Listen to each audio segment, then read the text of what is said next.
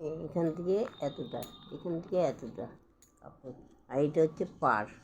এই পাড়টা লাগাচ্ছি নিচে, তারপরে তোমাদের দেখাচ্ছি।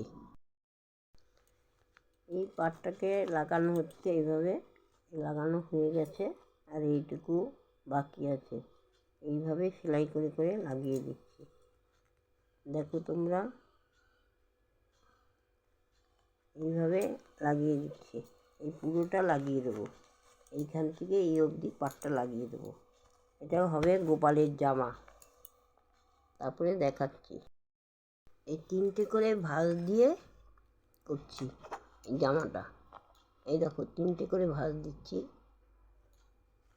3টে করে ভাঁজ দিয়ে এইভাবে করে যাব জামাটা, কুচিটা, জামার কুচিটা, এই যে কুচিটা, ঘাগরার কুচিটা, হ্যাঁ এইভাবে করে যাবো। তো কুচিটা হয়ে গেছে, দেখেছো কুচিটা হয়ে গেছে দেওয়া, এইভাবে ঘাগরার কুচিটা হয়ে গেছে, এরকম হয়ে গেছে।